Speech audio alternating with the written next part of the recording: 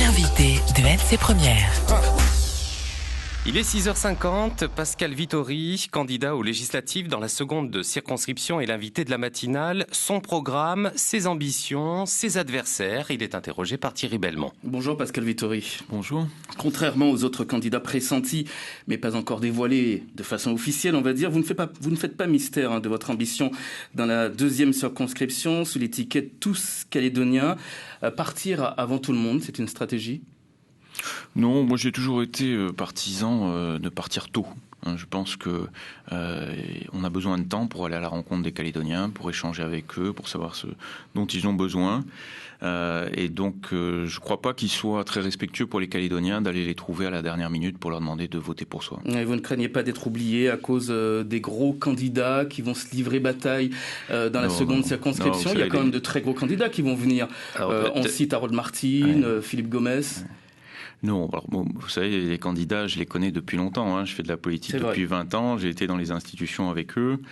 Je ne crois pas qu'il y ait de gros candidats. Je crois qu'il y a des candidats qui ont un savoir-faire, qui ont acquis une expérience, qui ont la volonté de bien faire pour les Calédoniens et qui font des propositions sérieuses. Oui, on ne peut pas dire que vous avez la réputation d'un homme politique qui a les crocs, qui est offensif. Vous avez plutôt l'image d'un homme lisse.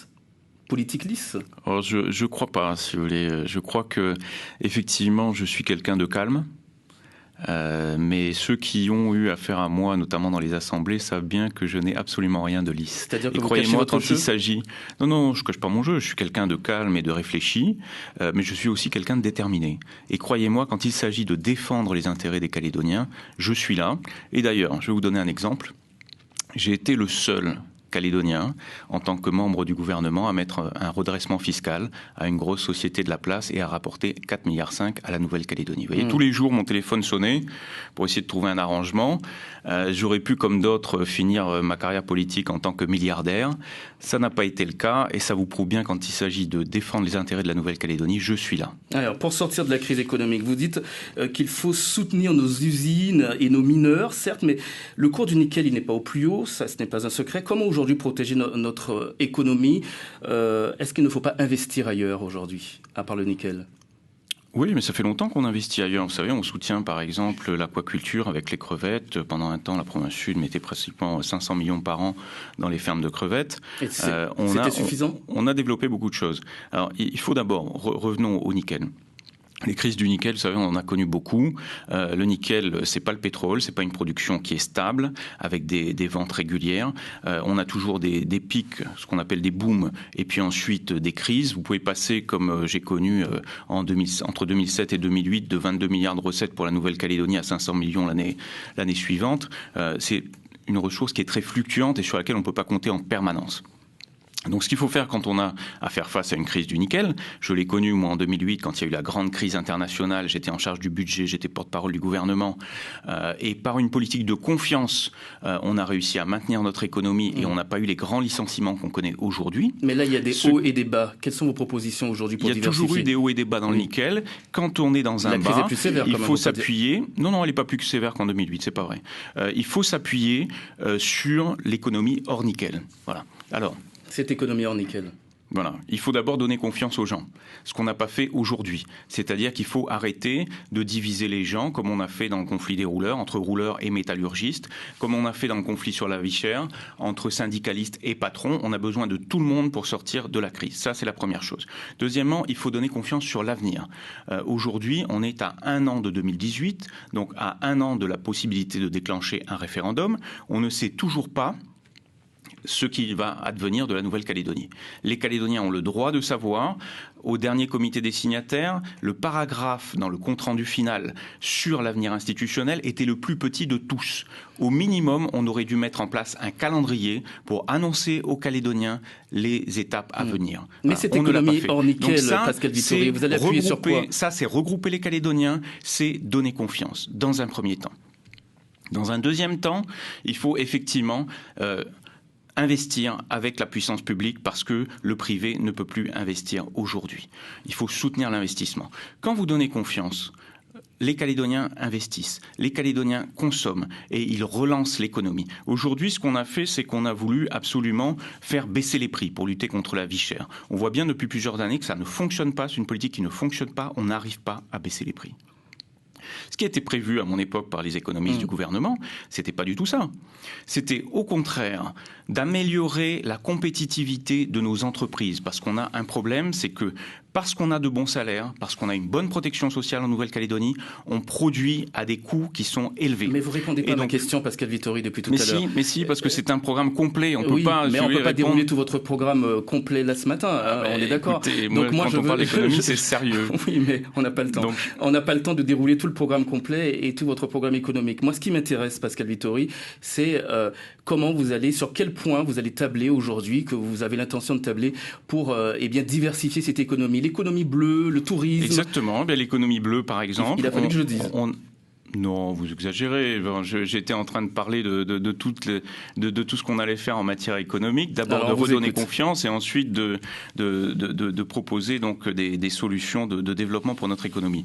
L'économie bleue, par exemple. On a la chance en Nouvelle-Calédonie d'être placé sur une route maritime. Et il n'a pas fallu que vous le disiez, parce que quand j'étais vice-président à la province, c'est moi qui ai mis en place les clusters, et notamment le cluster maritime. Vous voyez, c'est moi qui ai subventionné les entreprises innovantes. Et donc cette économie bleue, il faut la développer. Il faut qu'on ait des capacités pour accueillir les paquebots, mais pas seulement. On a autour de tout ce qui est maritime des choses à développer, notamment l'entretien des bateaux, la construction des bateaux. Et donc on a des emplois à créer dans ce domaine. Mais pas seulement. On a aussi toute la transition énergétique à faire. Aujourd'hui, en Nouvelle-Calédonie, on produit beaucoup au charbon. On a le potentiel, par exemple, on a des entreprises qui produisent de l'électricité éolienne en Nouvelle-Calédonie. On a une vraie compétence, un vrai savoir-faire, avec des Calédoniens formés, qui sont même exportés dans le monde pour aller entretenir des éoliennes à l'étranger. Quand j'étais au gouvernement, par exemple, j'ai fait venir toutes les entreprises calédoniennes qui produisent de l'énergie verte pour les présenter à des représentants des petits pays du Pacifique pour qu'on puisse exporter cette technologie. Donc, dans la transition énergétique, dans l'énergie bleue, il y a des choses à faire. Oui. Alors, dans votre profession de foi, vous parlez également des impôts. Il faut réduire les impôts des Calédoniens. Est-ce que c'est compatible aujourd'hui avec cette économie qui est plutôt morose ? Alors pourquoi elle est plutôt morose, cette économie? Ça ne tombe pas du ciel, hein. Je veux dire, il y a une responsabilité politique à ça. Moi, je crois une chose, c'est que si vous voulez, on a, quand la crise est arrivée, pris les mauvaises décisions. On a choisi la mauvaise personne d'abord pour porter la parole du gouvernement. Toutes les semaines, on avait un porte-parole du gouvernement qui passait à la radio et à la télé. Réduire les impôts de tout le monde, réduire les impôts des entreprises. Est-ce que je peux terminer? Allez-y, je vous écoute. Bon, on avait quelqu'un qui, au gouvernement, nous disait toutes les semaines que c'était la crise, c'était la crise, c'était la crise. On est parti d'une crise du nickel, elle a été généralisée à la totalité de l'économie. Donc, on a mis notre économie au point mort. Parce qu'on n'a pas donné confiance aux Calédoniens. Ensuite, on a fait de mauvais choix. On avait des problèmes de déficit budgétaire. Au lieu de les régler sur 5 ou 10 ans, on a voulu les régler en 2 ans. Et donc, on a fait des arbitrages brutaux où on a coupé sans discernement. Et donc, on a mis en difficulté les Calédoniens. On est allé jusqu'à couper, prendre des impôts sur les retraites. On est allé jusqu'à prendre des impôts sur les jeunes qui ont des bourses. Enfin, on a vraiment coupé sans discernement. Et résultat, on a mis tout le monde en difficulté. On a voulu couper sur les marges des entreprises. Le résultat, les entreprises ne payent plus d'impôts. On n'a plus d'argent qui rentre dans les caisses. Comme on a du chômage parce qu'on n'a pas donné confiance, et ben les entreprises payent moins de charges à la CAFAT. La CAFAT se retrouve en difficulté. Enfin, on est rentré dans un cercle vicieux parce qu'on a mis en place une politique négative plutôt que de donner confiance, que de réinvestir de l'argent pour relancer l'économie, de donner les moyens aux Calédoniens par eux-mêmes de relancer l'économie. Eh bien, on a fait tout l'inverse et on a bloqué, on a mis notre économie au point mort. Donc, il faut réduire les impôts pour relancer l'économie. Je voulais l'expliquer tout à l'heure. Il faut réduire les impôts, bien sûr, mais il faut aussi... On continue à en parler, Pascal Vittori, parce que c'est l'heure de l'éditorial, comme tous les vendredis.